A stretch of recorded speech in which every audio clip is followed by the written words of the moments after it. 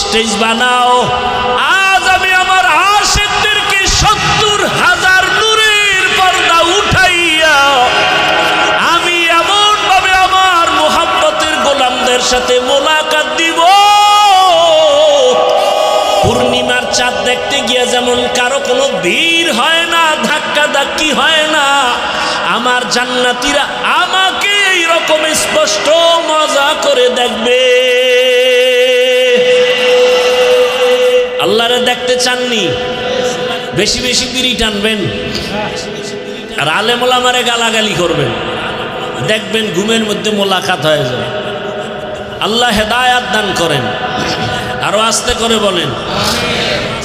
ইবাদত কি? আল্লাহর হুকুম জীবনে বাস্তবায়ন করা। ইবাদত কেন? রবের সাথে মোলাকাত, পুরস্কার। এবার ৩ নাম্বার কথা, ইবাদত কিভাবে করব?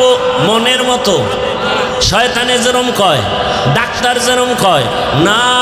ভালো করে মনে রাখবেন, ইবাদত হবে একমাত্র, শুধুমাত্র, কেবলমাত্র মদিনাওয়ালা রসুলের আদর্শ অনুযায়ী।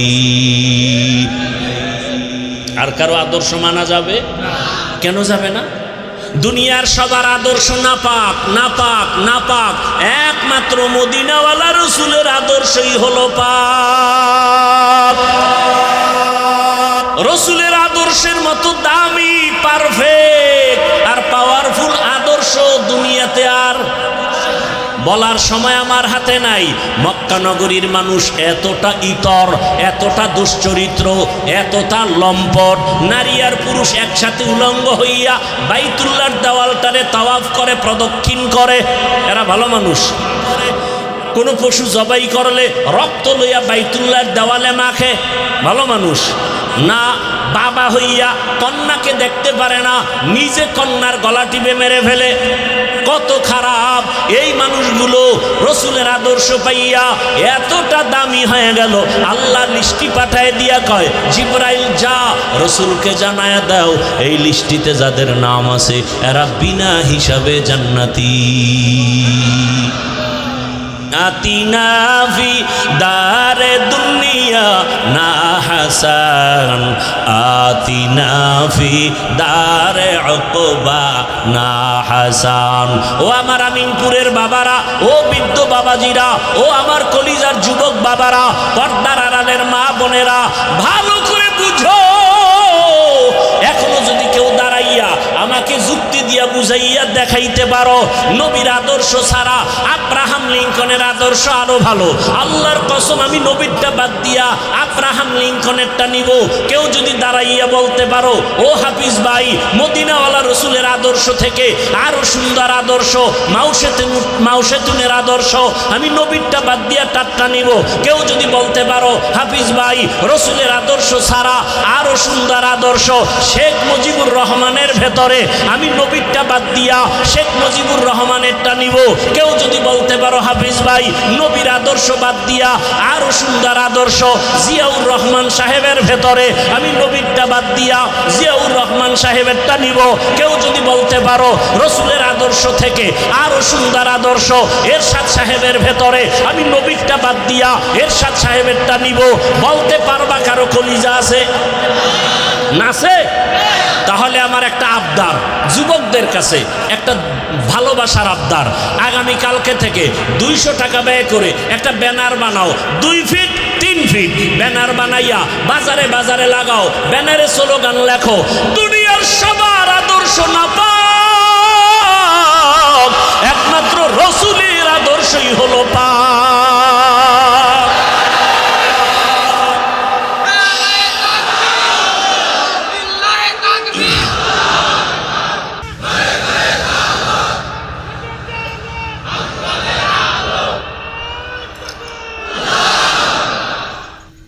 যারা আলেমের বিরুদ্ধে ফেসবুকে লেখে, মিডিয়ায় বলে, বিভিন্ন চক্রান্ত করে, আল্লাহ এদের হেদায়াত দান করেন, আল্লাহ এদের হেদায়াত দান করেন, আল্লাহ এদের হেদায়াত দান করেন। আল্লাহ যদি জানেন আল্লাহর ইলমে এদের হেদায়াত নাই, আল্লাহ এদেরকে দ্রুত গতিতে ধ্বংস করে দেন। এই দোয়া কেন করলাম? কিয়ামত পর্যন্ত জমিনে আর কোনো দিন আমার রসুল এসে দাওয়াত দিবেন না, বয়ান দিবেন না, নাকি আপনাদের এই পাবনা অঞ্চলে আসবেন? সাহাবায়ে কেরাম আসবেন? সত্য কথাটা মানেন বা না মানেন, অন্তত স্বীকৃতি দেন, সাক্ষ্য দেন যে হ্যাঁ এটা সত্য। আইম্মায়ে কেরাম আসবেন, বড় বড় আউলিয়ায়ে কেরাম যারা চলে গেছেন তারা আসবেন। এই মূল কিছু কথা ছোট ছোট এটুকু ধরে রাখবেন, মনে রাখবেন। ভাই মোবাইল বন্ধ করেন, মোবাইলও চালান, লাইটও জ্বালাইতেছেন, কি জন্য আসছেন এই ওয়াজের প্যান্ডেলে? আমরা তো ওই লাইনের বক্তাও না, আর ওইভাবে বয়ানও করতে পারি না। আমরা দিল থেকে মানুষের মহব্বত নিয়ে আসি এবং হৃদয়ের চূড়ান্ত মহব্বত নিয়ে কথা বলি, যে কারণে একটু ডিস্টার্ব হলে এটা সহ্য করতে পারি না। কারণ এই বরকতি মজলিসের বিঘ্নতা ঘটে গেলে আমি রহমত থেকে বঞ্চিত হয়ে যাব। আপনি এই প্যান্ডেলের দাম কত, এই মজলিসটার দাম কত, আপনাকে কেমনে বুঝাবো? রসুল বলেন এখানে বসার সাথে সাথে সবার গুনাহ মাফ। আপনাকে আমি কিভাবে বুঝাই? আমিনপুর থানায় এলাকার কোনো একটা বখাটে যুবক অপরাধী পুলিশ ধরে নিয়ে গেল, থানায় নিয়ে বেতের বাড়ি দিল, কিন্তু কাঁদে না, কান্না নাই। আল্লাহ আপনাদেরকে বিবেক দিয়েছেন, একটু চিন্তা করে আমাকে বলেন তো, এই প্যান্ডেল কোন প্যান্ডেল যে আল্লাহর ওলি কোরআন সুন্নার বয়ান করে আর ওই পেছনে বসে যুবক কান্না করে? ওরে মারলো কে? থানায় নিয়ে পুলিশে পিটাচ্ছে, কাঁদে না। আর ওয়াজের প্যান্ডেলে অনেক মানুষ কান্না করে, ওকে মারলো কে? এই প্যান্ডেল সেই প্যান্ডেল। চালাকি করিয়েন না, জীবনে বহু চালাকি করছেন, আর বহু চালাক দেখছি রাস্তায় গাড়ির তলে পইরা পাও শেষ, মাথা শেষ, জীবন শেষ। চালাকি সব জায়গায় চলে না, অনুরোধ। বহু চালাক রাস্তায় অর্ধুলাঙ্গ হয়ে পাগল হয়ে ঘুরতেছে, বহু চালাক বিল্ডিং থুইয়া জঙ্গলে ঘুরতেছে। এখানে আসতে কপাল লাগে, বসতে কপাল লাগে, মোনাজাত দিয়া যাইতে কপাল লাগে, চাইলেই পারেন।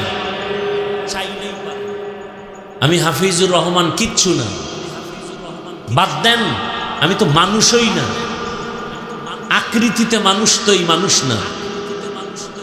আল্লাহর কাছে মানুষের ভিন্ন গুণ আছে, ওই মানুষ জান্নাত পাবে, আমরা এই আকৃতির মানুষ জান্নাত পাবো না। আমরা যদি জান্নাত পাই গ্যারান্টি থাকে, তো আবু বকর জান্নাতের গ্যারান্টি পেয়ে সারা জীবন কাঁদলেন কেন? জবাব দেন। ওমরে ফারুক জান্নাতের টিকিট ওপেন হাতে পেয়ে সারা জিন্দেগি কাঁদলেন কেন? বলেন। আর আপনার নামাজ রোজা তেলাওয়াত কিচ্ছু ঠিক নাই, আর আপনি বাহাদুরি করেন। আপনি মানুষ, আপনি মানুষ হলে আপনার ব্যবহারে সন্তান কষ্ট পায় কেন? আপনি মানুষ হলে আপনার ব্যবহারে স্ত্রী কষ্ট পায় কেন? আপনি মানুষ হলে আপনার আচরণে শিক্ষক কষ্ট পায় কেন? আলেম কষ্ট পায় কেন? এলাকার মানুষ কষ্ট পায় কেন? আপনার ব্যবহারে একটা মানুষ শান্তিতে থাকতে পারে না কেন? আপনি কিসের মানুষ?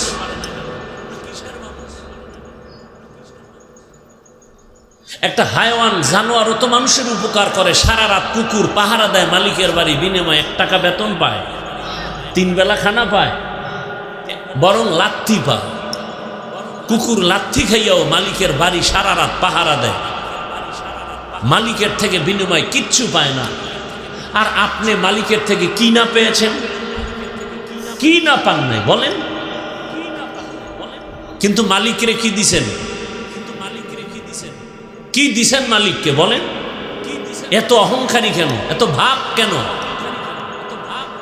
অন্যের দিকে আঙ্গুল তুলেন কেন? আপনি নিচে তাকায় দেখেন না 3 আঙ্গুল আপনার দিকে তাকিয়ে আছে? আপনি বলেন তুমি খারাপ, 3 আঙ্গুল বলে আমি খারাপ। নিচের 3 আঙ্গুল তো আমাকে বলতেছে আমি খারাপ, আর 1 আঙ্গুল বলতেছে তুমি খারাপ। জীবনভর শুধু মানুষের ক্ষতি করলেন, আপনি মানুষ। জীবনভর আপনার ব্যবহারে মানুষ কষ্ট পেল, আপনি মানুষ। জীবনভর মানুষের বিরোধিতা করলেন, বদনাম করে করে বড় হইলেন, আপনি মানুষ। কেন আপনি মানুষের উপকার করতে পারেন না? প্রশংসা করতে পারেন না? এ চরিত্র আপনাকে কেউ শিখায় নাই? শুধু বদনামি করবে না জীবন। রসুল কি বলেছেন? খায়রুন নাস মান ইয়ানফাউন নাস। জমিনের মধ্যে ভালো মানুষকে জানো, যার দ্বারা জমিনে কেউ কষ্ট পায় না, ক্ষতির মধ্যে পড়ে না। আপনার আমার হাতের দ্বারাও কারো ক্ষতি হবে না, আপনার আমার চোখের চাহনির দ্বারাও কারো ক্ষতি হবে না, জবানের কথার দ্বারাও ক্ষতি হবে না, হাতের লেখার দ্বারাও ক্ষতি হবে না, কানের দ্বারাও কারো ক্ষতি হবে না। সে হলো আসল মানুষ। চোখের চাহনির দ্বারাও কিন্তু ক্ষতি হয় না? একজনে মজা করে খানা খাচ্ছে ইলিশ মাছ দিয়ে, আর একজনে তাকাইছে, এমন এক নজর লাগাইছে, খাওয়ার পরে ডায়রিয়া শুরু। কি এই ক্ষতিটা কি হাতের দ্বারা হইছে না চোখের দ্বারা? গর্বা সুরত আদমি ইনসাবুদে अहमद बू जहलो हम के साबुदे आदमीरा आदमियत लाज़िमास औदेरागर बून बशुद ही जमास। রাগ করছেন আপনারা? এতগুলো মানুষ যদি বুঝাবার জন্য বলছি, বেয়াদবি ক্ষমা চাইছি, কিন্তু আমাদের সভাপতি সাহেব হাজী সাহেব যদি এই মানুষগুলো তার কোনো ব্যক্তি কাজে আনতেন বা কোনো দলের ব্যানারে আসতো, তাহলে প্রথমে এই মানুষগুলোকে আসার জন্য ফ্রি গাড়ি দেওয়া লাগতো। ফ্রি, আপনাকে ফ্রি গাড়ি দেওয়া হয়েছে আজকে? বুঝেন, এই ভালো মন্দ বুঝার মেধা আল্লাহ মানুষকে দিছেন, পশুকে দেন না। একটু বুঝেন না, বয়ান তো আপনারা জানেন, আজকে একটু বুঝার চেষ্টা করেন। আমরা তো বোকা, আমাকে বুদ্ধি শুদ্ধি কিচ্ছু নেই, আপনাদের বুদ্ধির শেষ নেই। আপনারা হলেন বুদ্ধিজীবী। তো আমি একজনকে বললাম, তোমার জিবি কত? তুমি যে বুদ্ধিজীবী, জিবি কত? 1 জিবি না 2 জিবি? কয় জিবি টিবি আছে কিনা এ তো কইতে পারি না, মাঝে মাঝে হ্যাং হয়ে গেলেই হুজুরকে গালি দিই। আল্লাহ হেদায়াত দান করুন। এত বুদ্ধিজীবী টোটাল বাংলাদেশের এই পাবনা এলাকার আমিনপুর থানার সব বুদ্ধিজীবীকে প্রশ্ন করি, পারলে জবাব দাও, যুক্তির ব্যানারে। একই পাতিলায় রান্না হয়, একই পাতিলায় একই মা রাঁধুনি রান্না করেন, ভাত তরকারি মাছ গোশত, একই মশলা একই আগুন, একই হাতের রান্না। খানার দস্তরখানে আব্বা আম্মা খায়, আমিও খাই, বোনেরাও খায়। আব্বা আম্মা হয় প্রতিদিন দুর্বল, আমরা হই শক্তিশালী সবল। যুক্তি দিয়ে বুঝাও, কারণ কি? তুমি তো বুদ্ধিজীবী, বুদ্ধি দিয়ে বুঝাও। আর আমাদেরকে বলবো, জিগাইলে আমরা বলবো আল্লাহর কুদরত। কেন? আমরা আল্লাহ মানি, রসুল মানি, জিকির করি, তেলাওয়াত করি, নামাজ পড়ি, পর্দা করি, হালাল খাই।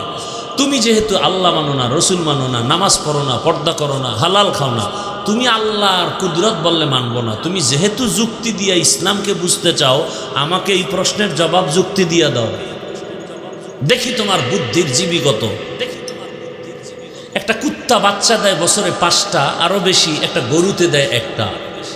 পৃথিবীর কেউ কুত্তা জবাই করে খায় না, বরং কুত্তা কোলে নিয়ে ঘুরে পশ্চিমা বিশ্ব বেঈমানরা নিজের বাচ্চাকে হাঁটায় আর কুত্তার বাচ্চা কোলে নেয়। একটা কুকুর বাচ্চা দেয় 5টা, গরুতে দেয় 1টা। কোটি কোটি কোটি গরু জবাই হয়, কুকুর না। এরপরও গরু বেশি কেন? জবাব দাও যুক্তিবাদী সাহেব। কি গরু বেশি না কুত্তা বেশি? গরু বেশি হওয়ার কারণ কি? বুদ্ধিজীবীরা বুদ্ধি দিয়া জবাব দাও। আমাকে হুজুরের তো বুদ্ধি নেই, আমরা বোকার স্বর্গে চলি। ফাইনাল অ্যান্সার শুনো, ফাইনাল অ্যান্সার। পৃথিবীর শ্রেষ্ঠ বুদ্ধির গাইডের নাম কোরআন।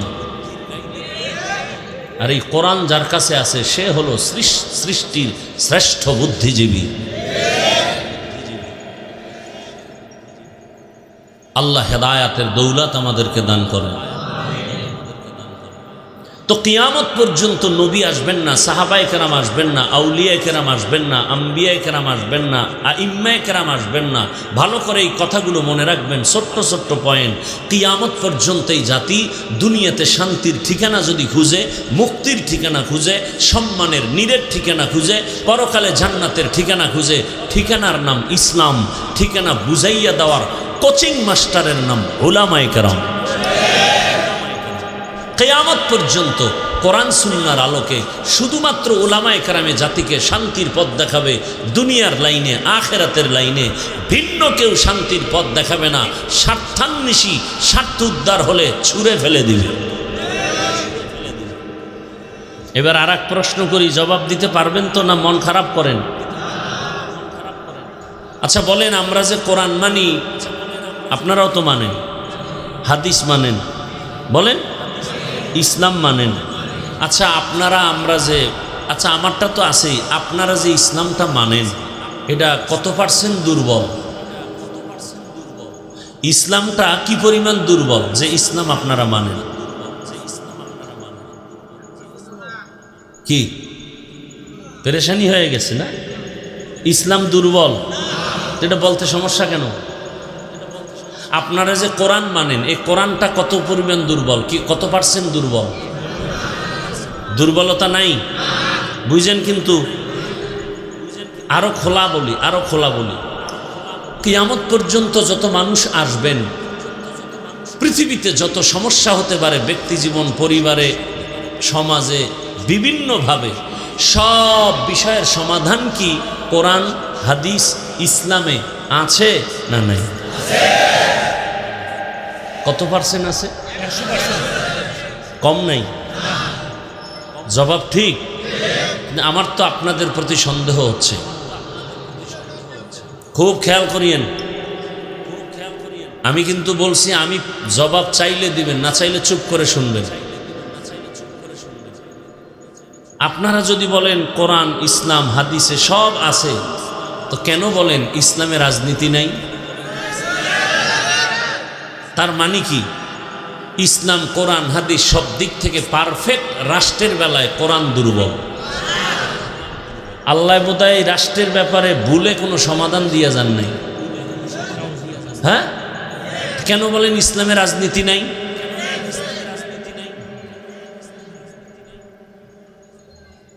খুব খেয়াল করবেন।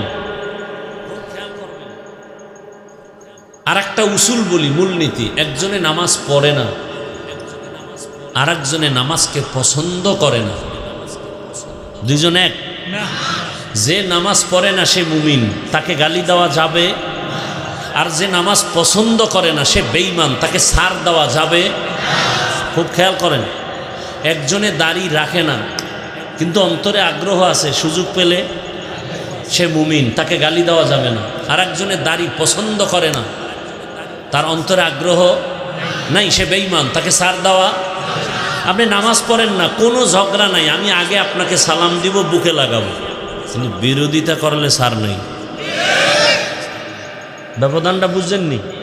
আপনি পর্দা করেন না, কোনো ঝগড়া নাই, আপনার ঘরে যাব, খাবো, আপনারে বুকে লাগাবো এবং আপনাকে শালীনভাবে বুঝাবার চেষ্টা করব। কিন্তু যদি পর্দার বিরুদ্ধে কথা বলেন, ছাড় নাই। ব্যবধানটা বুঝছেন তো? আপনি ইসলামের রাজনীতি করেন না, আপনার সাথে কোনো ঝগড়া নাই, কোনো তর্ক নাই, কারণ সব বিষয়ে সবাই একদিনে এক মুহূর্তে আল্লাহর সাথে মিলাইয়া দেওয়া যাবে না, সম্ভব। আপনি ইসলামী রাজনীতি করেন না, তো আমি কি করব? আপনাকে বুঝাইতে পারি ইসলামে এটা বলছে, আল্লাহর কোরআনের আয়াতে এটা বলছে, রসুল এটা বলছেন, বুঝাইতে পারি, গালি দিব না, কিন্তু বিরোধিতা করলে ছাড় নেই। বুঝাইতে পারছি তো? বাকিটা আল্লাহর হাতে, আল্লাহ হেদায়াত দান করুন। এবার আসলে আরেকটু বলি, সুলাইমান পয়গম্বর গোটা দুনিয়ার এই জমিনকে পরিচালনা করছেন না করেন? এটা কোরআনে আছে, শুনছেন আপনারা কোনোদিন? আমি দৈরা শুনাইলে তো অনেক বক্তারে শুনি, ছোটকালের কথা বলতেছি, তখন আমি ছাত্র। সুলাইমান বিলকিসের তাফসির করে করতে এই বেটা,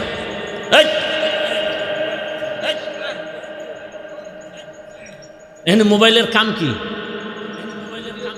বয়ান শুনতে পারো না? তোমার কাজটা মিডিয়াওয়ালারা করতেছে না? তুমি কালকে এখান থেকে ডাউনলোড করে নিয়ে যাবা, খালাস।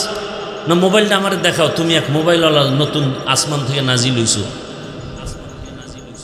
এবার বয়ানের পরে মোবাইল হারাই গেলে আমও গেল, সালাও গেল, এবার কানতে কানতে বাড়ি যাবি।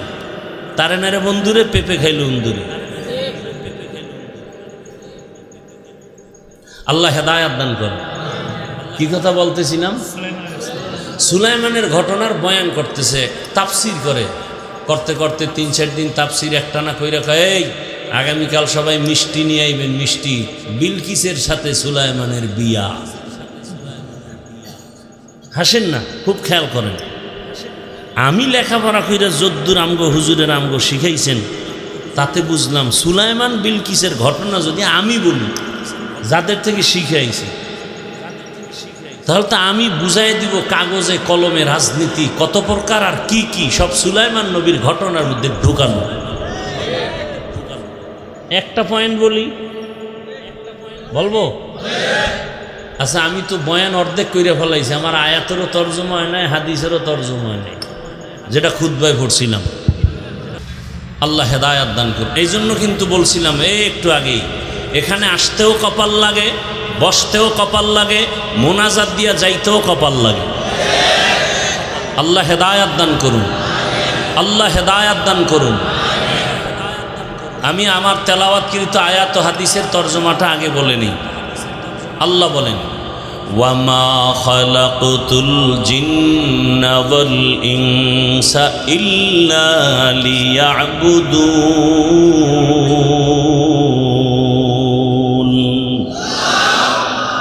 আল্লাহ বলেন, মানুষ ও জিন আমি সৃষ্টি করি নাই, হ্যাঁ করেছি একমাত্র ইবাদতের জন্য। রহমতের নবী হাদিসে বলেন, লা তাআতা লি মাখলুকিন ফি মাসিয়াতিল খালিক। আল্লাহকে অসন্তুষ্ট করে পৃথিবীর ভিন্ন কারো হুকুম মানা হারাম। এটা হলো তর্জমা হাদিসের। আল্লাহকে অসন্তুষ্ট করে অন্য কারো হুকুম মানা, এটা হলো তর্জমা। এবার ব্যাখ্যা কি হবে? এখন ব্যাখ্যা আমার মন গড়া করলে হবে না। ব্যাখ্যা নবীজি সাহাবায়ে কেরামদের শিখাইছেন, সাহাবায়ে কেরাম তাবিন, তাবিনদের শিখাইছেন, ধারাবাহিকভাবে আমরা তাদের শিখছি। মুফাসসিরিনে কেরাম যেভাবে ব্যাখ্যা করেছেন ওইভাবে করতে হবে। মন গড়া করলে উম্মতেরও লাভ নাই, আমারও লাভ নাই। কি ব্যাখ্যা করছেন? আল্লাহকে অসন্তুষ্ট করে ভিন্ন কারো হুকুম মানা হারাম। তার মানে আল্লাহকে বেজার করে মা বাবার কথা মানা হারাম, আল্লাহকে অসন্তুষ্ট করে পীরের কথা মানা হারাম। এখন যদি কেউ আবার দাঁড়ায় বলে, হাফিজ ভাই পীরের কথা মানা হারাম কত নাম্বার আয়াতে আছে? এরকম তারসেরা আছে না কিছু? আল্লাহকে অসন্তুষ্ট করে কোন নেতার কথা মানা হারাম। একজনে যদি বলে নেতার কথা মানা হারাম, কত নাম্বার আয়াত? এই মূর্খকে বুঝানোর কোনো সুযোগ নাই। রসুলের যুগেও ছিল, যেই রসুলকে একটা নজর দেখলে জাহান্নামের আগুন হারাম, যেই রহমতের নবীর দিয়ে তাকাইলে পেটের ক্ষুধা থাকে না। কেমন রহমতের নবী আমার, যেই রহমতের নবীর ঘাম থেকে মেশকের ঘ্রাণ। আম্মা জান আয়েশা রাদিয়াল্লাহু আনহা বলেন, নবীজির ঘাম আমি বোতলের মধ্যে ভরে রাখতাম, আর বড় বড় অনুষ্ঠানে আমরা আতর হিসেবে ব্যবহার করতাম। ইমামুল আউয়ালিন আল আখিরিন বহরে সাদকা রাহমাতাল লিল আলামিন সাইয়্যিদুল কাউনাইন খাতমুল মুরসালিন আখির আমদ বুদে ফখরুল আউয়ালিন। রহমতের নবী যখন রাস্তা দিয়ে চলেন, যেখানে কদম রাখেন ওখান থেকে মেশকের ঘ্রাণ আসে দীর্ঘ বছর। সুবহানাল্লাহ না? রহমতের নবী এমন দামি, যেই রহমতের নবী রাস্তা দিয়া চলেন, মেঘের খণ্ড ছায়া দেয়, সূর্যের গরম যেন রসুলের উপরে কষ্ট না হয়। কেমন রহমতের নবী আমার, যেই রহমতের নবীর শরীর মোবারকে মশা মাছি পড়া আল্লাহ হারাম করে দিলেন। রহমতের নবী আমার রাস্তা দিয়া চলেন, দুপার্শ্বের গাছ নত হইয়া আমার রসুলকে সালাম জানায়। বলেন কার কুদরত? কাদের কুদরত দারি বরকামাল, আনতা রব্বি আনতা হাসবি জুল জালাল, তুহি কাদের জলিলুল্লাহ জাহাদার, বহর হালে তুহি মেরা নিগাহদার। আল্লাহকে বেজার করে, এক কথায় পৃথিবীর সবাইকে বেজার করা যাবে, আল্লাহকে বেজার করা যাবে না। কিন্তু আমরা সব উল্টা করি, আল্লাহরে বারবার বেজার করি, আত্মীয়কে বেজার করি না। পর্দা করলে আল্লাহ খুশি, আত্মীয় বেজার। এইবার আমরা আল্লাহকে বেজার করে বেপর্দায় চলি, আত্মীয়র মন রক্ষা করি। যুক্তি কি দেয়? কয় আত্মীয়র মন রক্ষা করে চলি, আল্লাহ যদি বেজার হয় পরে তওবা করে ঠিক করে নিব। কপালে আর তওবা নসিব হয় না, আজরাইলের সাথে মোলাকাত হয়ে যায়। তুকু যাও সুন্নতে আহমদ কুজা বা মুহাম্মদ কেবুয়াদ নিসবত তোরা, মান আহাব্বা সুন্নতি কৌলে রসুল, মজদায়ে কানা মাই হাম কুন কবুল। আয়াত আর হাদিসের তর্জমা করে ফেললাম, হাদিসের উপরে 2 মিনিট কথা বললাম। হাদিসের মূল বক্তব্য হলো দুনিয়ার সবাইকে বেজার করা যাবে, আল্লাহকে বেজার করা যাবে না। দুনিয়ার সবাইরে বেজার করে আল্লাহকে যাবে না কেন? বলে আল্লাহকে বেজার করবা কেন? তোমার ক্ষতি করলে তুমি তার ক্ষতি করবা, বা তার সাথে তুমি সম্পর্ক আলাদা করবা। তোমার মা তোমার ক্ষতি করে, তুমি মায়ের সাথে কথা বলো না। বাবায় তোমার ক্ষতি করলে তুমি তার সাথে কথা বলো না। বন্ধুর সাথে তোমার ঝগড়া, তুমি বন্ধুকে ছেড়ে দাও। বন্ধু তোমার স্বার্থের দিকে তাকায় না, নিজের স্বার্থের দিকে তাকায়। আর আমার আল্লাহ তোমার আমার কেমন বন্ধু? আমার আল্লাহ তোমার আমার কি ক্ষতি করলো একটু হিসাব করে বের করো। আমার আল্লাহর মতো বন্ধু আর কারো পাইবা না কিরে বাবা? আমার আল্লাহ কেমন? দুনিয়ার সিমেন্ট ফ্যাক্টরি থেকে রড বের হয়, রডের ফ্যাক্টরি থেকে সিমেন্ট আসে। আমার আল্লাহ কেমন? মা একটা ফ্যাক্টরি, একই মায়ের গর্ভ থেকে 10টা সন্তান আল্লাহ বের করেছেন। 5টা সন্তান ছেলে, 5টা মেয়ে। তাকাইয়া দেখছো নি কারো চেহারার সাথে কারো মিল নাই? কারো কণ্ঠের আওয়াজের সাথে অন্যের কণ্ঠের আওয়াজের কোনো মিল নাই। এ কুদরত কার? একই মায়ের সন্তান। আবার কারো চোখে সমস্যা, কারো হাতে সমস্যা, কারো প্রতিবন্ধী, কারো পায়ে সমস্যা। আবার অনেক সন্তান আছে মুখ দিয়া খানাও খায়, তবে কথার মধ্যে কোনো আওয়াজ নাই। আমার আল্লাহ কেমন দয়ার মালিক! দুনিয়াওয়ালারা কিছু উপকার করলে এটার আবার বাহাদুরি করে। আমার টাকার মসজিদ, আমার টাকার মাদ্রাসা, আমার টাকা অমুকে বাড়ি করছে, আমার টাকা এটা করছে। আমার মাওলা আমাদের এত কিছু দিয়েছে, কোনোদিনও আল্লাহ বলে নাই বান্দা তুই আমারটা খাইয়া তুই বড় হইছো।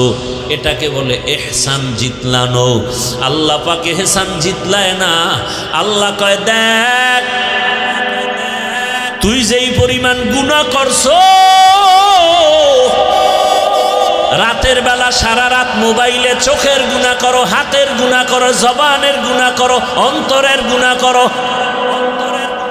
তোর এই গুনার খবর যদি তোর মা জানে, তোর মা তোকে আদরে ডাকবে না, বাবাও তোরে ভালো নজরে দেখবে না, বোন তোকে ভালো ভাই হিসেবে দেখবে না।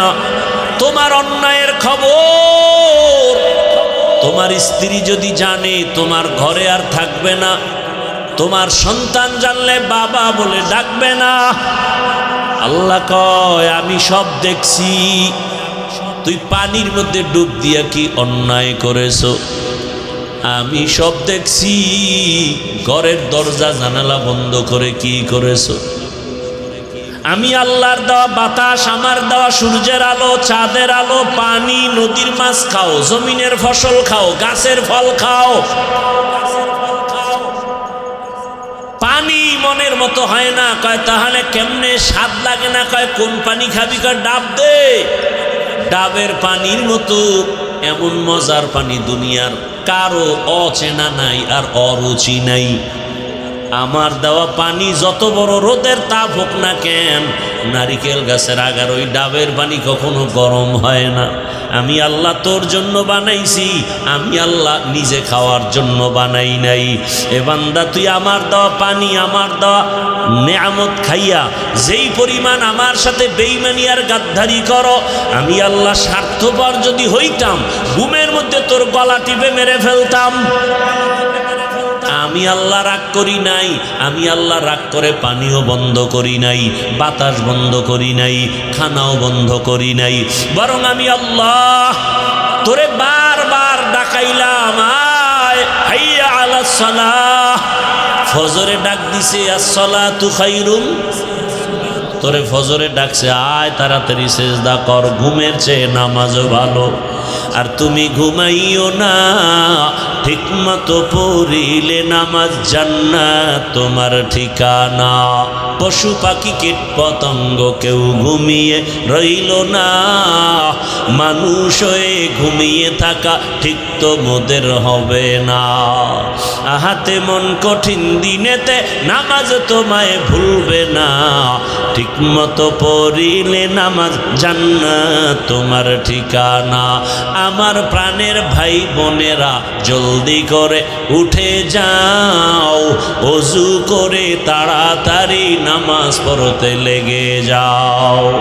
আহা নবী বেনামাজির শাফাআত করিবেন না, ঠিকমতো পড়িলে নামাজ জান্নাত তোমার ঠিকানা। ঘুমের চেয়ে নামাজ ভালো, আর তুমি ঘুমাইও না, ঠিকমতো পড়িলে নামাজ জান্নাত তোমার ঠিকানা। আমি আল্লাহ ফজরে ডাক দিলাম, আয় ঘুমের চেয়ে নামাজ ভালো, তুই নাই। আমি আল্লাহ বেজার হই নাই। আবার জোহরে বলেছি মুয়াজ্জিন ডাক দাও, জোহরে ডাকা হইল, তোরে পাওয়া গেল না। আবার আল্লাহ রাগ না করে আসরে ডাকছে, আয়। আসরে তোরে ডাকা হলো, আসলি না। ও বান্দা মাগরিবে ডাকছে, তুই নাই। এশার নামাজে ডাকছে, তুই নাই। আল্লাহ কয় এখন আমি নিজে আসছি প্রথম আসমানে গভীর রজনীতে। অতিও গভীর হয় রজনী যখন, নীরবে প্রভুর নাম জপিও তখন। প্রভুর করুণা যদি পাইবারে চাও, গভীর রাতে উঠে প্রভুর গুণগান গাও। আল্লাহ বলেন আমি এখন প্রথম আসমানে এসে গেছি এমন টাইমে, যেই সময় আসমান ঠান্ডা, জমিন ঠান্ডা, গাছের পাখিরা ঘুমায়, নদীর মাছ ঘুমায়, মানুষ ঘুমায়, ঘর নীরব, জমিন নীরব, আসমান নীরব। আমি আল্লাহ একমাত্র মুহাব্বতের নজরে ডাকছি, আমি আল্লাহকে এটা তুই একটু সেজদা করে ডাক দে। গভীর রাতে তোর মা ঘুমায়, তোর বাবাই ঘুমায়, তোর স্ত্রী ঘুমায়, সব ঘুম। তুই একা একা ওইটা সুন্দর করে ওযু বানাইয়া সেজদায় গিয়া যদি বলতে পারো ইয়া আল্লাহ, আমি আল্লাহকে যদি মুহাব্বতের নজরে ডাক দিতে পারো, আমি আল্লাহ তোর জীবনের গুনাহ একটা ডাকের বরকতে ক্ষমা করে দিব। আতিনা ফি দারে দুনিয়া না হাসান আতিনা ফি দারে উকবা না হাসান ইয়া গিয়াসাল মুস্তাগীসি নাহদিনা লফতিখারা বিল উলুমে ওয়াল গিনা हर गोरी देने को तू तैयार है जो न मांगे उससे तू बेजार है দুনিয়ার সবাইকে বেজার করা যাবে, কাকে বেজার করা যাবে না? কিন্তু আল্লাহকে বেজার কতদিন করবি রে যুবক? জীবনে তো আল্লাহর বিরোধিতা কম করলি না। আল্লাহ কয় নামাজ পড়, তুই চ্যালেঞ্জ দিস পারবো না, দেখি কে কি করে। এরকম কত চ্যালেঞ্জ দিয়া নামাজ ছাড়লি, দাড়ি কাটলি, বেপরদায় চললি। বান্দা এখনো কি তওবা করবি না? আল্লাহর কাছে ফিরিয়ে কি যাইবা না? চোখের সামনে কত যুবকের লাশ, এমন একটা দিন নাই যে যুবকের মরণের খবর পাই না রে বাবা। এখনো সময় আছে, আমার আল্লাহকে মোহাব্বতের নজরে ধরো, গুনাহ ছাড়ো। আমি কিন্তু হুজুর হইতে বলি না রে বাবা, আমি বলি না পাগড়ি লাগাও, তসবিহ হাতে নাও, বরং আমি বলি তুমি স্কুলে পড়ো, কলেজে পড়ো, চাকরি করো, ব্যবসা করো, আমার আল্লাহকে মোহাব্বতের নজরে ধরো। তোমার মতো জেনারেল লাইনের যুবক স্কুলে পড়ে, কলেজে পড়ে, 5 বেলার নামাজি নাই। বিবেকটাকে প্রশ্ন করো বাবা, তুমি কেন পারো না? তোমার কপালে কার অভিশাপ লাগছে বলো? তোমার মতো যুবক জেনারেল লাইনে র্যাব, আর্মি, পুলিশ, বিডিআর এর চাকরি করে, নামাজি নাই। আল্লাহ বিবেক দিছে, বিবেকটাকে জিজ্ঞাসা করো তুমি কেন পারবা না? তোমার মতো যুবক রাস্তায় গাড়ি চালায়, নামাজ ছাড়ে না, বলো তুমি পারো না কেন? অবশ্যই তোমার কপালে জানি কার বরদোয়া লাগছে, কোন বেয়াদবি জানি কইরা বরদোয়া নিছো, যে কারণে কোনো বয়ানে তোমারে ধরে না। আরে হেদায়েতের দরজাও খুলে না। যেই রসুলকে একবার দেখলে জাহান্নাম হারাম, যেই রসুলকে এক নজর দেখলে বান্দার ক্ষুধা থাকে না, সেই রসুলকে এক নজর না, একবার না, একদিন না, 1 বছর না, তা না 13 বছর দেখলো, বয়ান শুনলো, একসাথে বসলো, একই দস্তারখানে নবীর সাথে খানা খাইলো, 13 বছর দেখিয়াও ওই বেঈমান কালেমা পড়ে নাই। 13 বছর দেখার পরও কালেমা পড়ে না। কত বড় নিকৃষ্টতম বেঈমান নাম জানেন? বলেন, আপনাদের হুশ নাই? কি নাম? এর নাম কফাল। এর নাম কি? 13 বছর বয়ান শুনে কালেমা পড়ে না। আর অন্যদিকে এক 27 বছরের যুবক তরবারি নিয়ে দৌড়ায় আমার রসুলকে জবাই করবে। কয় বছরের? 27 বছরের যুবক দৌড়ায় আমার নবীকে জবাই করবে, তরবারি নিয়ে দৌড়ায়। রহমতের নবীকে দেখা মাত্র তরবারিটা ফালাইয়া বলে, রহমতের নবী বেয়াদবি ক্ষমা করবেন, কালেমার রশি আমার গলায় পড়ায়া দেন। সুবহানাল্লাহ। না কয় বছরের যুবক? 13 বছর বয়ান শুনছে, আবু জাহাল কালেমা পড়ে না। আর নবীকে জবাই করতে গিয়া হেদায়াতের মালা গলায় নিয়া 5 মিনিটের মধ্যে তরবারি নিয়ে দাঁড়ায় গেছে। বাইতুল্লাহর হাতিমে দাঁড়ায় কয়, এই মুশরিক বেঈমানেরা আয় আয়, আমার তরবারির সামনে দাঁড়া, মুহাম্মদের প্রয়োজন নাই, আমি ওমরের তরবারি তোর জন্য যথেষ্ট। যেই বেঈমান নবীরে দেখলো, বয়ান শুনলো, কালেমা পড়ে না, এটাও একটা কপাল। আর জবাই করতে যাইয়া কালেমা পড়ছে 27 বছরের যুবক, এটাও কপাল। মান ইয়াহদিল্লাহু ফাহুয়াল মুহতাদ ওয়া মান ইউদ্লিল ফালান তাজিদা লাহু ওয়ালিয়াম মুরশিদা। আল্লাহ যাকে হেদায়াত দিবেন সে পেয়ে যাবে, যার কপাল খারাপ সে পাবে দূরের কথা। কথা, হেদায়াত পাওয়ার কোনো মুর্শিদও পাবে না। মুর্শিদ মানি পথ প্রদর্শক, পথ দেখানেওয়ালা। কিসের পথ দেখায়? বিড়ি টানার, গাঞ্জা খাওয়ার। জান্নাতের পথ দেখাবে, হেদায়াতের পথ দেখাবে। এরা হলেন আল্লাহর কোরআনের ভাষায় মুর্শিদ। ওই কপাল পোড়া যার কপাল খারাপ, সে মুর্শিদও খুঁজে পাবে না। ও আল্লাহর বান্দারা, এবার চিন্তা করে বলেন, আপনার আমার আব্বা আম্মা ওই উপকার করে না, আমার আল্লাহ যে উপকার করছে। এই আমরা যখন দুনিয়াতে আসছিলাম, আমার আব্বা আম্মা আলাদা আমার জন্য খানা রেডি করছিলেন। যারে বাচ্চা আসতেছে, ডাক্তার তাড়াতাড়ি খানা দাও, আমার বাচ্চা আসতেছে কালকে, আমার খানা রেডি করতে হবে। কোনো বাবায় করছে? কোনো মা করেছে? করে নাই। কে করছে? কে করছে? ইয়া আইয়ুহান নাস আনতুমুল ফুকারাউ ইলাল্লাহ ওয়াল্লাহু হুয়াল গনিয়্যুল হামিদ।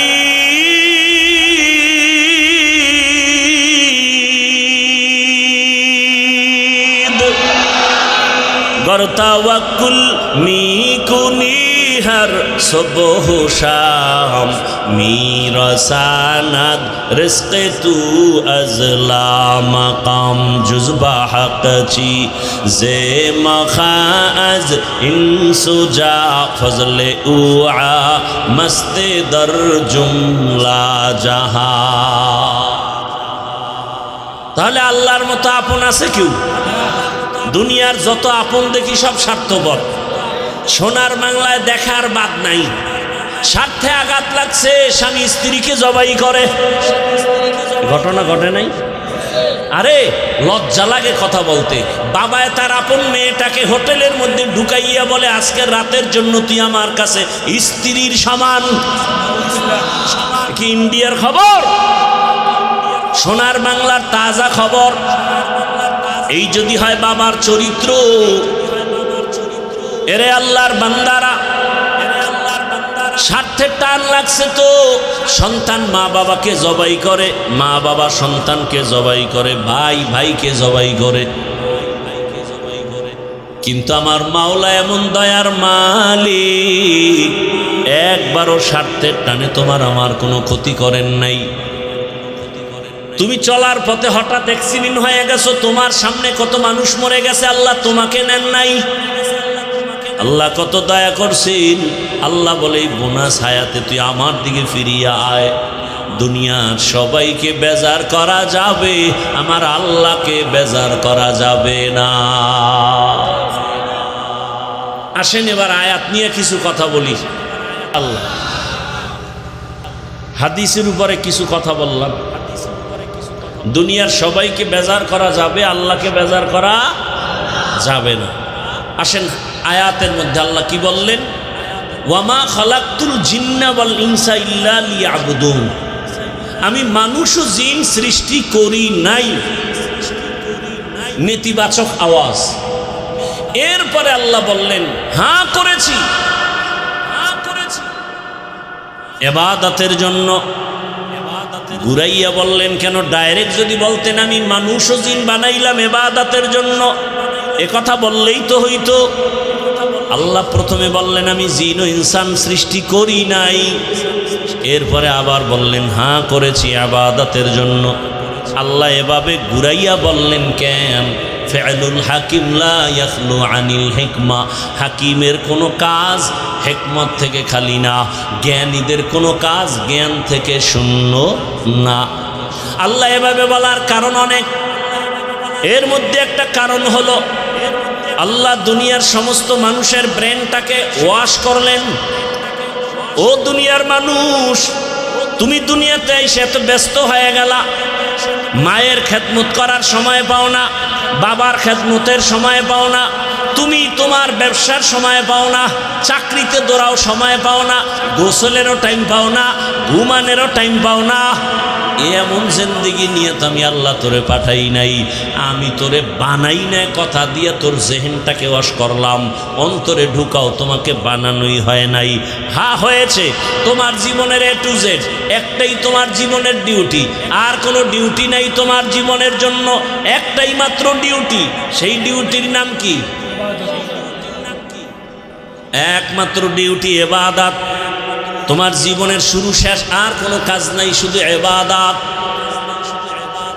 এইবার আমি আপনারে আয়াতের ব্যাখ্যায় তিনটা কথা বলবো, তিনটা কথা বলার পরে মোনাজাত হয়ে যাবে।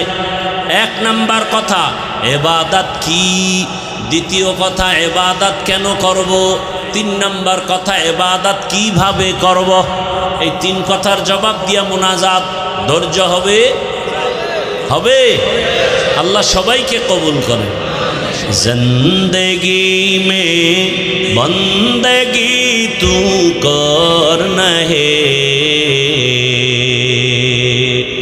जिंदगी में बंदगी तू करना है,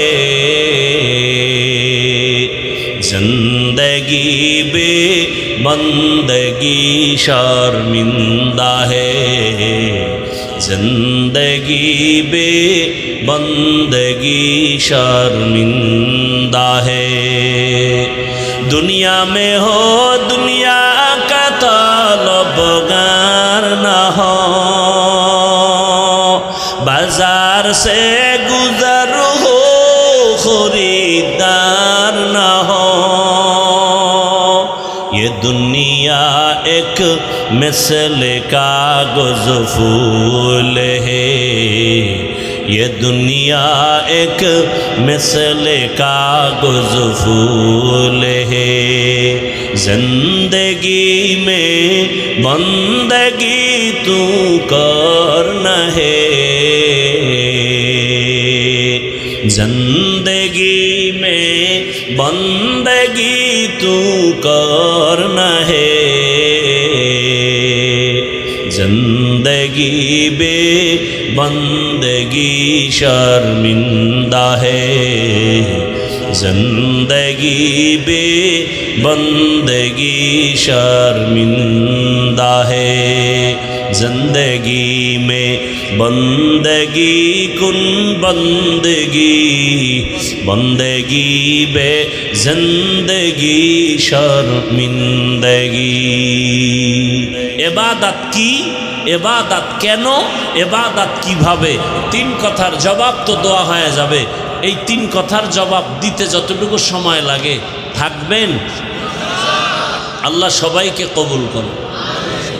তবে আয়াতের আরেকটু ব্যাখ্যা করি 2-4 মিনিট। আয়াতে আল্লাহ বলছেন মানুষের জীবনে কয় কাজ, এই একটু আগে কিন্তু বলছি কয় কাজ, নাম কি? ইবাদত। উলামায়ে কেরামদেরকে টার্গেট করে বলতে চাই এখানে আল্লাহ পাক কি বলতে চান, মূল বিষয়টা কি। অধিকাংশ মুফাসসিরিনে কেরাম এখানে লেখছেন লিয়াবুদুনের ব্যাখ্যায় আয় লিয়ারিফুন, আরাফা ইয়ারিফু থেকে মারেফত, মারেফত শব্দের অর্থ পরিচয় লাভ করা। কার পরিচয়? তাহলে আয়াতের ব্যাখ্যা কি? আল্লাহ মানুষ জিন সৃষ্টি করার একমাত্র কারণ হলো মারেফত অর্জন করা। আল্লাহ বলেন আমি মারেফত অর্জন করার জন্য সৃষ্টি করলাম। মারেফত মানে আল্লাহর পরিচয় লাভ করা। এখন প্রশ্ন, আল্লাহ যদি মূল মারেফতের জন্যই দিয়ে থাকেন তাহলে ইবাদত শব্দ না বইলা ডাইরেক্ট তো বলতে পারতেন ওয়ামা খালাকতুল জিন্না ওয়াল ইনসা ইল্লা লিয়ারিফুন। আল্লাহ এমনটা না বলিয়া ইবাদত বললেন, আবার ব্যাখ্যায় গিয়া জানা গেল ইবাদতের না, আল্লাহ মারেফতের জন্য আমাদেরকে বানাইছেন। আমাদের সমাজে অনেকে বলে মারেফত বলতে কিছু নাই, আর আমি আয়াত দিয়া দলিল দিয়া গেলাম আমিনপুরের মুসলমান। নাই মানে আল্লাহ মানুষ বানাইছেন মারেফত অর্জন করার জন্য। এখন প্রশ্ন ওইটা, আল্লাহ ডাইরেক্ট মারেফতের কথা না বলিয়া ব্যাখ্যায় গিয়া বলা হলো কেন? আগে বললেন ইবাদতের জন্য, ব্যাখ্যায় গিয়া কয় মারেফতের জন্য, ডাইরেক্ট বললেন না কেন? হ্যাঁ, আল্লাহর কথা কত মজার, আল্লাহর কথায় কত হিকমত। আল্লাহ কয় আমি জানি, আমি গায়েব জানি। কে গায়েব জানে? কোনো পীর দুনিয়ার কেউ গায়েব জানে? ভালো করে মনে রাখবেন, আল্লাহ যেই ক্ষমতা বলে গায়েবের মালিক, এই ক্ষমতা বলে দুনিয়ার কেউ গায়েবের মালিক না। আল্লাহ ইয়ালামু মান ফিস সামাওয়াতি ওয়াল আরদিল গায়বা ইল্লাল্লাহ। হে রাসূল, আপনিই বলেন, আসমানের বাসিন্দারা কেউ গায়েব জানে না, জমিনের বাসিন্দারা কেউ গায়েব জানে না, ইল্লাল্লাহ, একমাত্র কে জানে? আল্লাহ গায়েবের মালিক, আর কেউ না। আল্লাহ মারেফতের জন্য সৃষ্টি করেছেন, ডাইরেক্ট না বলে ইবাদত দিয়া বললেন কেন? বুঝাইতে চাইলেন দুনিয়াওয়ালারা, মারেফত যদি অর্জন করতে চাও ইবাদত ছাড়া মারেফত হবে না। শরীয়তরা মুকদ্দম দারে আকনু, মারিফত আজ শরীয়ত নিসত বেরু, শরীয়ত হো তরিকত হো তমামি, হकीकत में মোহাম্মদ কি গোলামি। আমাদের বাংলাদেশে অনেক বড় বড় বড় বড় মারেফতের সম্রাট আছে, ইবাদত নাই। আছে না নাই? 24 ঘন্টা রড দিয়া যদি পিটানো হয় আউযুবিল্লাহ বলতে পারে না। এরা শুধু সম্রাট না, এরা হলো মুজাদ্দিদে জামান। কথা বল না, আন্তর্জাতিক বেঈমান, ঠিক নি?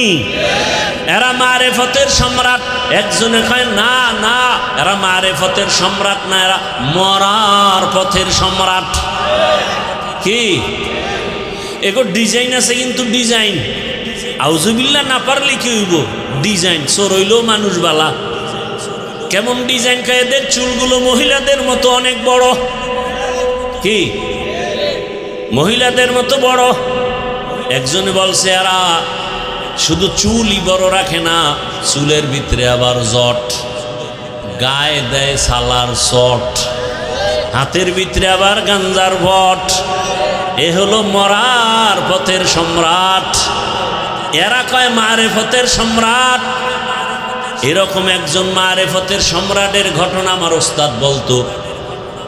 একজন অন্ধ ভিক্ষুক বাস স্ট্যান্ডের মধ্যে ভিক্ষা করে, মারেফতের চুল বড়ওয়ালা এক সম্রাট সিডি উঠছে, ঢাকা যাবে।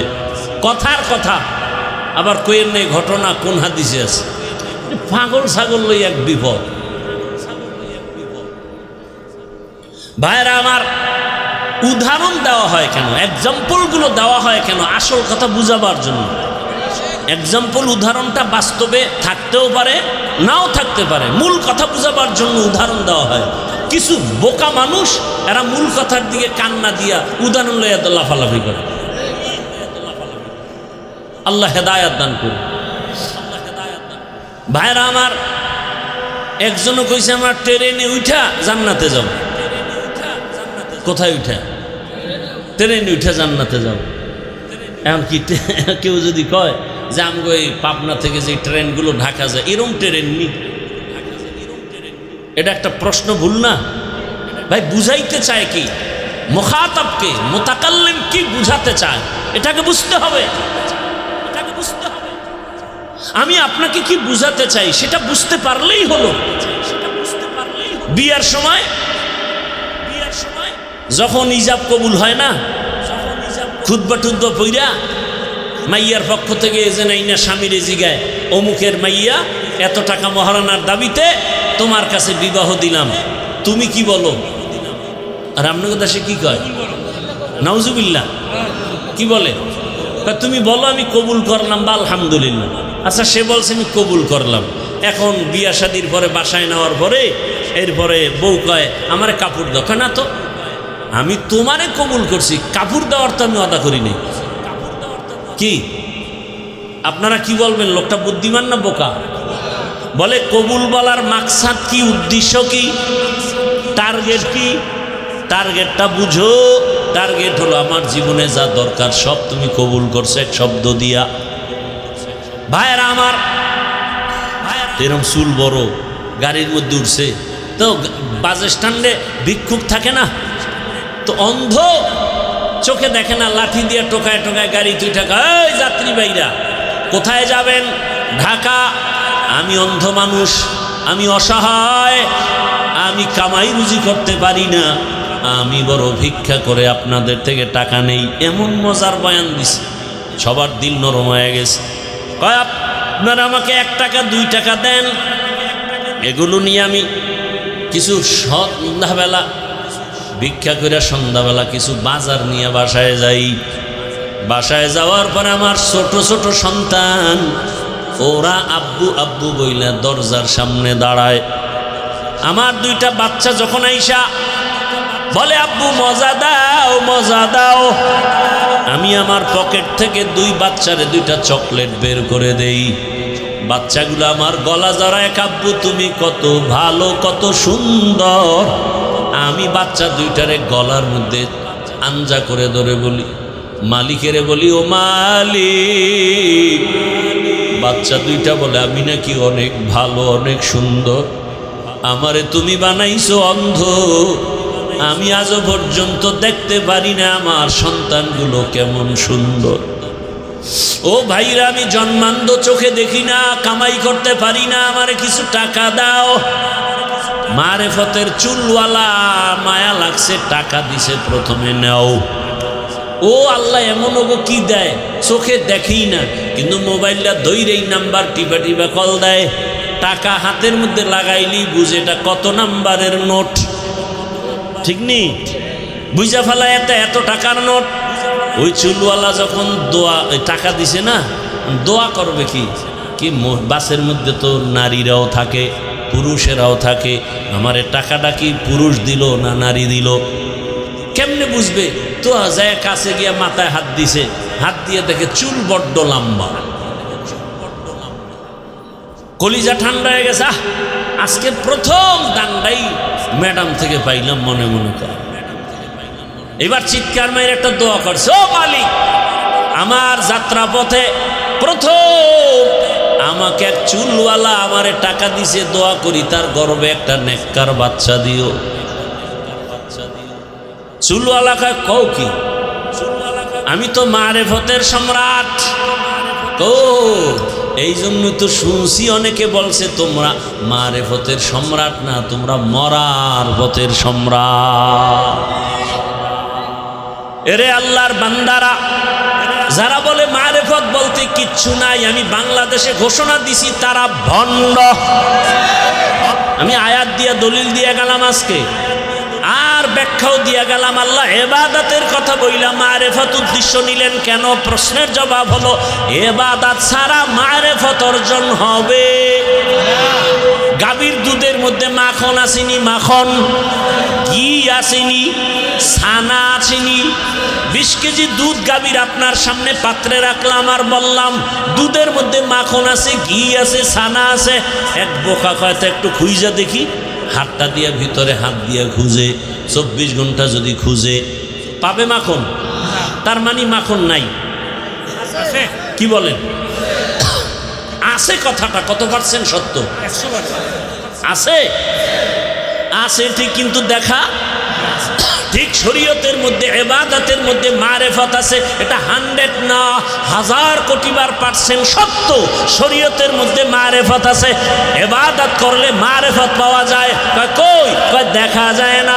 দুধের মধ্যে মাখন আছে, কয় কই? কয় দেখা যায় না। বের করবা কেমনে? কয় মেহনত করো। দুধের মধ্যে মাখন বের করতে কি লাগবে? মেহনত করা লাগবে। আপনারা যারা জানেন দেখছেন, দুধের মধ্যে মেহনত না করলে ঘি বের করা যায়।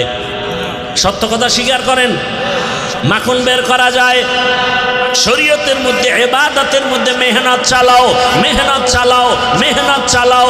বলে হাফিজ ভাই কিসের মেহনত? মেহনত হলো তাকওয়ার মেহনত, ইখলাসের মেহনত চালাও, তাকওয়ার মেহনত চালাও। চালাইতে চালাইতে দেখবা আরে আল্লাহকে ডাইরেক্ট দেখা যাবে না, তবে আমার মাওলার কুদরতের ঘেরান তুমি নাকের মধ্যে পাইবা। या इलाही मुझसे मुझको दूर कर, ताके देखो मुझ में तुझको एक नजर। या इलाही तू मेरा माबूद है, या इलाही तू मेरा माशूक है। আপনাদের কষ্ট হয়? আল্লাহ সবাইকে কবুল করেন। এবার আসেন তিন কথার জবাব দেই, মনে আছে না? এবাদাত কি, এবাদাত কেন, এবাদাত কিভাবে, খুব সংক্ষেপে বলছি। মানুষের জীবনে প্রতিটি সাবজেক্টে ক্ষেত্রে আল্লাহর হুকুম বাস্তবায়ন করার নাম এবাদাত। মানুষের জীবনের প্রতিটি ক্ষেত্রে আল্লাহর হুকুম বাস্তবায়ন করার নাম। আল্লাহর হুকুম নাই, আল্লাহর নির্দেশনা নাই, এমন কোন কাজ আছে দুনিয়ায়? বলেন। এরে আল্লাহর বান্দারা, আল্লাহর হুকুম জীবনে বাস্তবায়ন করো। অনেকে মনে করে মসজিদে ঢুকো, তসবিহ লও, জিকির করো, ফাগরি বান্ধো, তেলাওয়াত করো, ইবাদত শেষ। না, ইবাদত একটা বিশাল বড় চাদর। গোটা দুনিয়াটাকে ইবাদতের চাদরে আল্লাহ আটকায় দিয়েছেন। তুমি বাথরুমে যাও ইবাদত, খানা খাও ইবাদত, ঘুমাও ইবাদত, ব্যক্তি হিসাবে তুমি আল্লাহর হুকুম জারি করো ইবাদত, সন্তানের উপরে আল্লাহর নির্দেশ জারি করা ইবাদত, তোমার স্ত্রীর উপরে আল্লাহর হুকুম চালাও ইবাদত, তোমার সংসার চালাও ইবাদত, তুমি ব্যবসায় যাও আল্লাহর হুকুম মতো ইবাদত, তুমি আল্লাহর হুকুমে চাকরি করো ইবাদত, আল্লাহর হুকুমে তোমার সমাজটা চালাও ইবাদত। আল্লাহর নির্দেশনা নাই বলতে কোনো কাজ নাই। জীবনের সব ইবাদত, জীবনে সব ইবাদত। ইবাদত কি? আল্লাহর হুকুম জীবনে বাস্তবায়ন করা। ইবাদত কেন করব? ইবাদত কেন করব? একমাত্র কারণ রবের সাথে হবে আমার মোলাকাত, রবের সাথে হবে আমার মোলাকাত, আর পুরস্কার হিসাবে পাবো জান্নাত। পুরস্কার কি? জান্নাত। টার্গেট কি?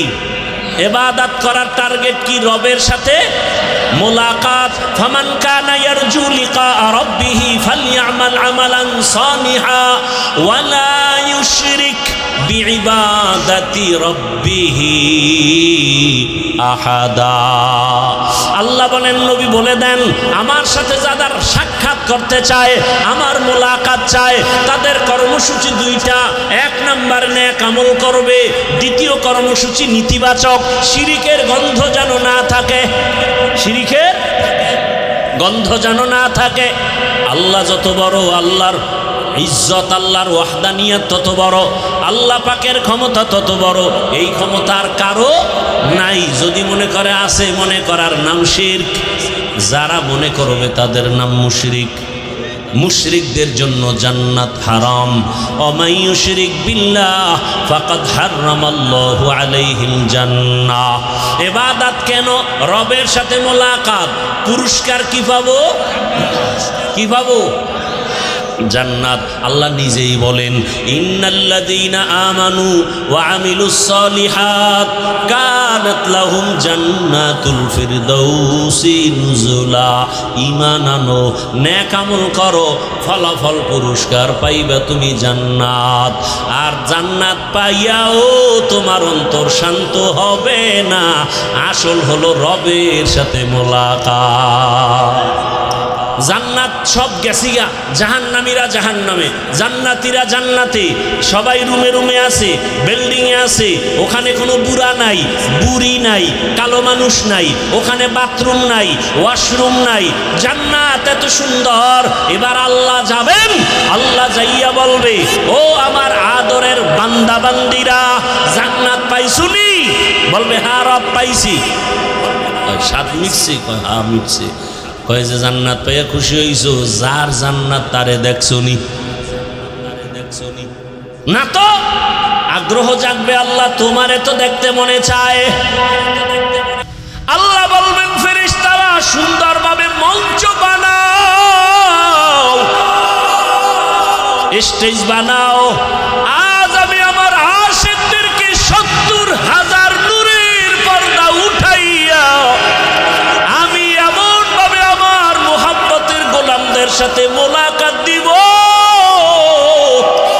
পূর্ণিমার চাঁদ দেখতে গিয়ে যেমন কারো কোনো ভিড় হয় না, ধাক্কা ধাক্কি হয় না, আমার জান্নাতীরা আমাকে এইরকম স্পষ্ট মজা করে দেখবে। আল্লাহরে দেখতে চাননি?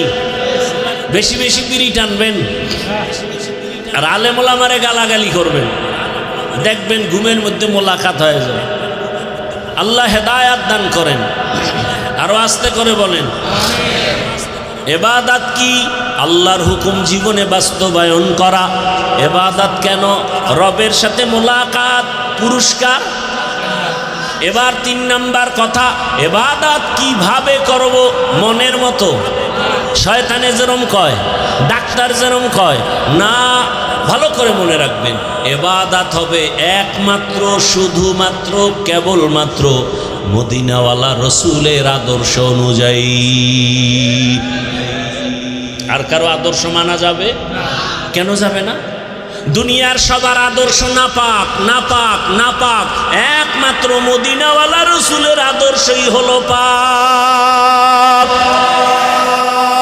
রসুলের আদর্শের মতো দামি, পারফেক্ট আর পাওয়ারফুল আদর্শ দুনিয়াতে আর বলার সময় আমার হাতে নাই।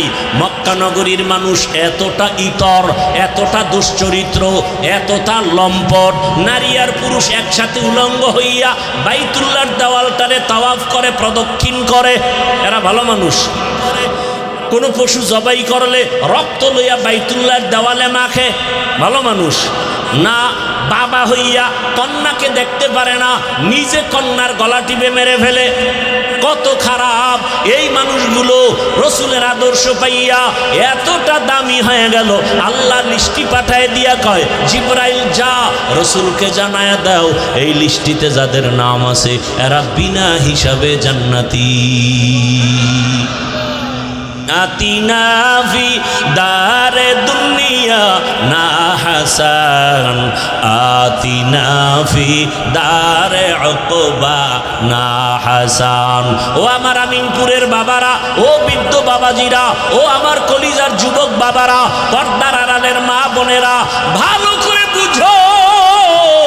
এখনো যদি কেউ দাঁড়াইয়া আমাকে যুক্তি দিয়া বুঝাইয়া দেখাইতে পারো নবীর আদর্শ ছাড়া আব্রাহাম লিঙ্কনের আদর্শ আরো ভালো, আল্লাহর কসম আমি নবীরটা বাদ দিয়া আব্রাহাম লিঙ্কনেরটা নিব। কেউ যদি দাঁড়াইয়া বলতে পারো ও হাফিজ ভাই মদিনাওয়ালা রসুলের আদর্শ থেকে আরো সুন্দর আদর্শ মাউশেতুনের আদর্শ, আমি নবীরটা বাদ দিয়া টাট্টা নিব। কেউ যদি বলতে পারো হাফিজ ভাই রসুলের আদর্শ ছাড়া আরো সুন্দর আদর্শ শেখ মুজিবুর রহমানের ভেতরে, আমি নবীরটা বাদ দিয়া শেখ মুজিবুর রহমানেরটা নিব। কেউ যদি বলতে পারো হাফিজ ভাই নবীর আদর্শ বাদ দিয়া আরো সুন্দর আদর্শ জিয়াউর রহমান সাহেবের ভেতরে, আমি নবীরটা বাদ দিয়া জিয়াউর রহমান সাহেবেরটা নিব। কেউ যদি বলতে পারো রসুলের আদর্শ থেকে আরো সুন্দর আদর্শ এরশাদ সাহেবের ভেতরে, আমি নবীরটা বাদ দিয়া এরশাদ সাহেবেরটা নিব। বলতে পারবা কারো কলিজা আছে? নাছে?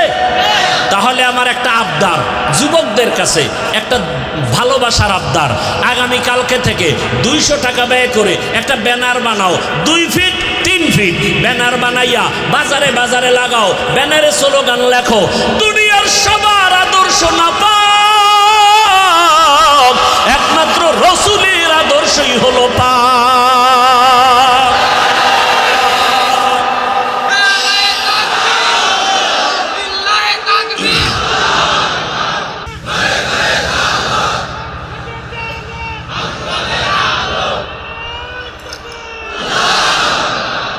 দুনিয়ার সবার আদর্শ কি? রসুলেরটা। দুনিয়ার সবার আদর্শ না পাক, রসুলের আদর্শ একমাত্র পাক। ব্যানার বানাও আর বাজারে বাজারে গ্রামে লাগাও, আর একটা ব্যানার বানাও, ওই ব্যানারে লিখবা আল্লাহর কসম এই জমিনে যতদিন পর্যন্ত রসুলের আদর্শ কায়েম হবে না ততদিন পর্যন্ত জমিনে শান্তি কেউ দেখবে না। শান্তি আছে? নাই। রসুলের শান্তি হলো ইসলামে, শান্তি হলো ইসলামে, কোরআনে, রসুলের আদর্শের মাঝে। এই যে এখানে আপনারা দীর্ঘ টাইম বসে আছেন, কত গরম, এরপরও কোনো লড়াচড়া আছে, কোনো বিরক্ত আছে? এটা কি পুলিশের ফিডার ভয়, র্যাবের বাড়ির ভয়? এটাই ইসলামের আদর্শ। প্রমাণ করে ইসলাম শান্তি দেয়, পৃথিবীর আর কেউ শান্তি দেয় না। শান্তির একমাত্র ঠিকানার নাম ইসলাম। আর চাপাবাজি করবে আজীবন, শান্তি দিতে পারবে না রসুলের আদর্শ ছাড়া। রাগ করতেছেন? আপনি মানেন আর না মানেন, চুপ থাকবেন, কিন্তু বিরোধিতা করলে ছাড় নাই। প্রথম কথা মনে আছে? নামাজ পড়েন না, আপনাকে সালাম দিব, চুপ থাকেন। নামাজের বিরুদ্ধে কথা বললে ছাড় নাই। আর একটা পয়েন্ট মনে রাখবেন, এই জমিনে হুজুরেরা, আলেমরা যেই মাঠে নাইমে আন্দোলন করছে, সেই আন্দোলন কামিয়াব হয়ে গেছে। খুব সতর্ক, সাবধান। আমরা আপনাদের কলিজার বন্ধু, আমাদের মতো বন্ধু আপনাদের কেউ নাই, কসম আল্লাহ। আমাদের মতো বন্ধু, ওলামায়ে কেরামের মতো বন্ধু এই জাতির জন্য নিঃস্বার্থ বন্ধু আর কেউ নেই। আধা মিনিট একটা উদাহরণ দিই, জানলে জবাব দিবেন, না জানলে চুপ থাকবেন। সরকারি যারা চাকরি করে, বেসরকারি চাকরি করে, প্রতিদিনের ডিউটি কত ঘন্টা জানলে বলেন? বলেন না কেন? মাসে বেতন কত? নিম্নে 20,000। সত্য কথা বলছেন না? 20,000 টাকা বেতন, 8 ঘন্টা ডিউটি। আপনাদের অত্র অঞ্চলের ইমাম সাহেব আসেনি মসজিদে, ডিউটি কয় ঘন্টা প্রতিদিন? বলেন, বেতন কত? আল্লাহ বিবেক দিছে, বিবেকরে জিজ্ঞাসা করেন তো, এর থেকে জুলুম জমিনে আর আসেনি? এরপরে এত জুলুম করার পরও হুজুরেরা গালি দেয়। হুজুর কত রিমান্ডে রাখে, জোহরের নামাজে নাই। রিক্সাওয়ালাকে হুজুর গেছিলেন কই? কে তুই? আমি রিক্সা চালাই। তোর এত পাওয়ার? 5 টাকা বেতন দিই। এরম বেয়াদব আছে না নাই? এত বেয়াদবি করার পরও ইমাম সাহেব কাউরে গালি দিছে? মোনাজাতটা দিলেই দোয়া, এলাকায় শান্তি দাও, অসুস্থ রোগীর সুস্থ বানাও, কবরওয়ালাদের জান্নাত দাও, ব্যবসায়ীদের বরকত দাও। এরপরও ঘুরে ফিরে হুজুর খারাপ, হুজুর খারাপ, হুজুর খারাপ যারা কয়, ওর রক্ত খারাপ, রক্ত খারাপ, রক্ত খারাপ। আল্লাহ হেদায়াত দান করুন। ওয়ামা খালাকতুল জিন্না ওয়াল ইনসা ইল্লা লিয়াবুদুন। রহমতের নবীর আদর্শ পাক, আর বাকি সবারটা না পাক। কেন? কারণ ওর দেমাগ না পাক, ওর গুনাহ করার কারণে চোখ না পাক, কান না পাক, অন্তর না পাক, হাত না পাক। এরপর খায়ও 3 বেলা পেট বইরা খাইয়ে যেই চোরায় বিড়ি টানে, কেমন পাক। আর একটু আপডেট হইলে গাঞ্জা, আর একটু আপডেট হলে মদের বোতল, খাইয়েই জিকির শুরু করে না? কেউ আমিনপুরের বাবারা কেউ মদ পান করে জিকির টিকির করে দেখছেন? বরং মদ পান কইরেই বউরে মা কয়। দেমাগ ঠিক না ব্যাঠিক? ও পাক না না পাক? এমন না পাক মানুষের চরিত্র ফুলের মতো পবিত্র। ভূতে ভাইছে, ভূতে না? আল্লাহ হেদায়াত দান করুন। লঙ্গির ভিতরে লাগছে গোবর। গোবর চিনেননি? কি ভারত থেকে আসে? এই গোবর পাক না না পাক? লাগছে কই? লঙ্গিত। এখন এই নাপাক গোবর দূর করতে হলে কি লাগবে? এখন একজনে পানি খুঁজতে খুঁজতে মাথা গরম, ঘাম ছুটে গেছে, আর একজনে কয় কি? ওকে পানি খুঁজি। কেন? কয় লঙ্গিতে কি লাগছে? কয় ভাই তুই পাগল নাকি? এত খোঁজো পানি, পানি তো নিজের কাছেই আছে। আছে না? সত্য কথা বলেন, আছে না? পানির নাম কি? পেশাব। কয় ভাই, তুই আমার এই আধা ঘন্টা আগে কেন বললি না? এই বুদ্ধি থাকলে ঘাম ছুটাইতাম। তো চিন্তা করছে না, বুদ্ধি একেবারে খারাপ না, ঠেকা কাম সারি, প্রস্রাব দিয়া গোবর দিয়া ফেলাইছে। কেমন পাক হয়েছে আপনাগো আমিনপুরের ফতুয়ায়? কি নাপাক আরো ছড়াইছে। ঠিক গোবরের নাপাক প্রস্রাব দিয়া ধুইলে যেমন নাপাক আরো ছড়ায়, যে নামাজ পড়ে না, রোজা রাখে না, সুদের সাথে জড়িত, ঘুষের সাথে জড়িত, পর্দা করে না, হালাল নাই, গুনাহ জেনা করে, মানুষের উপরে জুলুম করে, খায় নাপাক, এমন নাপাক হলারে যদি বলি আমগো ঘরটারে পাক বানায় দাও, আরো নাপাক ছড়ায় যাবে। বড় সাবধান। রহমতের নবীর আদর্শ এত সুন্দর, কারো সাথে কোনো ঝগড়া নাই। নবীর আদর্শ বলে আগে দেখলেই সালাম দাও। সালাম মানে কি? শান্তি। সেও আবার বলে ওয়ালাইকুম আসসালাম, সেও দোয়া করে শান্তি। দুই দিক দিয়া যখন শান্তির দোয়া চলে, ওখানে অশান্তি থাকতে পারে না। নবীর আদর্শের মধ্যে মিথ্যা কথা নাই, নবীর আদর্শে গালাগালি নাই, নবীর আদর্শে কারো হক নষ্ট করা নাই। নবীর আদর্শ বলে ও বড়রা ছোটকে আদর করো, ছোটরা বড়কে স্নেহ শ্রদ্ধার নজরে দেখো, খবরদার বেয়াদবি করবা না। ও আমার আমিনপুরের বাবারা, পর্দার আড়ালের মা বোনেরা, যুবক বাবারা, আমি একটু আগেও বলেছিলাম তুমি ডাক্তারি পড়ো, ইঞ্জিনিয়ারিং পড়ো, স্কুলে পড়ো, কলেজে পড়ো, তোমার কাছে আমার বিদায় বেলা দাবি নবীর আদর্শের মালা লাগাও। তুমি ডাক্তার হও, আমগো মাদ্রাসা আইসা হুজুর হওয়া লাগবে না। আমগো দেশে হুজুর কম না বেশি? অনেক বেশি। মাওলানার অভাব নাই, মুফতির অভাব নাই, মুফাসসিরের অভাব নাই। আউযুবিল্লাহ পারে না মুফাসসিরে কোরআন আছে না নাই? অভাব নাই। ফতুয়া দেওয়ানের হুজুরের অভাব নাই, ইমামের অভাব নাই, তাফসির করনেওয়ালার অভাব নাই, মুফতি সাহেবের অভাব নাই, পীরের অভাব নাই, মুবাল্লিগের অভাব নাই, মুজাহিদের অভাব নাই।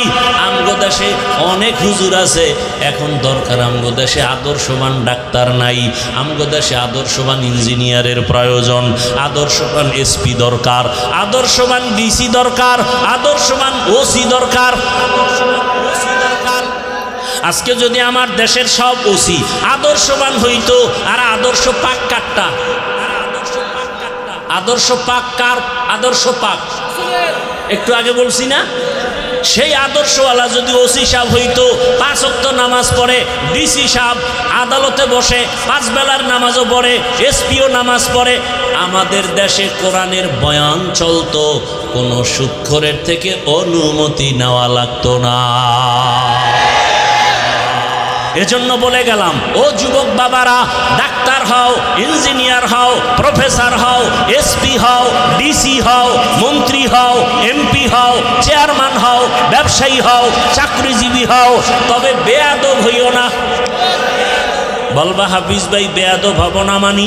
সংক্ষেপ কথা হলো, মা বাবার সাথে বেয়াদবি করবা না, শিক্ষকের সাথে করবা না, ওলামায়ে কেরামের সাথে করবা না, জীবনটা তোমার বিপন্ন হবে, জীবনটা মরার আগে ধ্বংস হয়ে যাবে।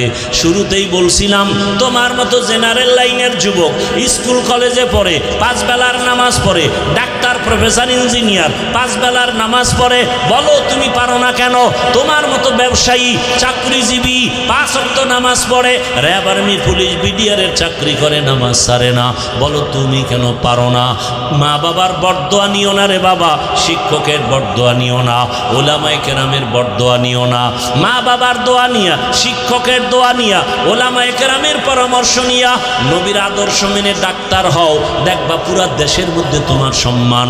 একটা তুমি আদর্শবান দোয়া নিয়া একজন ইঞ্জিনিয়ার হও, একজন প্রফেসর হও, দেখবা জীবনটা সম্মানে ভরে যাবে। ডাক্তার হইয়া যদি বেয়াদব হও, তাসলিমার মতো জুতা খাইয়া দেশ থেকে পালাতে হবে। কপাল এমন করা পূর্বে লাশটাও দেশে আসা কোনো অসম্ভব হয়ে যাবে, অনিশ্চিত হয়ে যাবে। ও যুবক বাবা, জীবনে তো গুনাহ কম করো নাই, এখনো কি শখ মিটে নাই? তওবা করবা না? আরে মনে করছো আমরা টুপি মাথায় দিয়ে বুঝি বিপদে আছি না? আরে মহামারী করোনায় তো কোনো হুজুর বিপদে পড়ে নাই, মাদ্রাসা বন্ধ হয় নাই, স্কুল কলেজ বন্ধ, চাকরি বন্ধ, ফ্যাক্টরি বন্ধ, কোরআনের মাদ্রাসা বন্ধ হয়? এ আলেম ওলামারা না খায় মরে নাই। অতএব অনুরোধ করি রে বাবা, টুপির কারণে সম্মান কমে নাই, দাড়ির কারণে সম্মান কমে নাই, মাদ্রাসায় পড়ে কোরআন পড়ার কারণে সম্মান কমে নাই। অতএব আমাদের কথাগুলো একটু মানার চেষ্টা করো। আদর্শবান ডাক্তার হও, ইঞ্জিনিয়ার হও, প্রফেসর হও। পর্দার আড়ালের মা বোনেরা, আপনার মতো কত মা কত বোন এখনো আছে নামাজ ছাড়ে না, বেপর্দায় চলে না, মোবাইলে সময় নষ্ট করে না, মা বাবার দোয়া নিয়া স্বামীর মাল হেফাজত করে নামাজ পড়ে, মোবাইলে সময় ব্যয় করে না। আম্মা জানেরা, আপনারা কেন পারেন না? একটা আদর্শবান ডাক্তার সন্তান রেখে যান, কোরআন পড়বে, ডাক্তারি করবে, নামাজ পড়বে, মা বাবার জন্য কলিজা ভরে দোয়া করবে। এমন একটা আদর্শবান ইঞ্জিনিয়ারের মা হইয়া কবরে যান। জীবনে গুনাহ যা করেছেন আল্লাহর দরবারে তওবা করেন। ও যুবক বাবারা, কোন দিন মরণের খবর হবে জানা নাই, আল্লাহর কাছে তওবা করো। আল্লাহকে বলো, হে মালিক, জীবনে গুনাহ তো কম করি নাই, গুনার কারণে হাত না পাক, চোখ না পাক, জিহ্বা না পাক, অন্তর না পাক।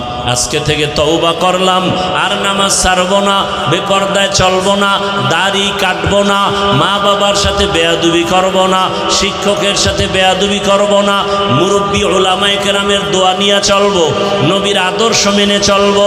আল্লাহর কাছে খাঁটি মনে তওবার নিয়ত করলে আল্লাহ গুনাহগুলো মাফ করে দিবেন। আল্লাহকে মনে মনে বলো, হে আল্লাহ, তওবাওয়ালা জিন্দেগি দান করো, গুনাহমুক্ত জীবন দান করো। মা বাবার দোয়া, শিক্ষকের দোয়া, উলামায়ে কেরামের দোয়া পরামর্শ নিয়া, নবীর আদর্শ মানিয়া জীবনটা চালানোর তৌফিক দান করেন।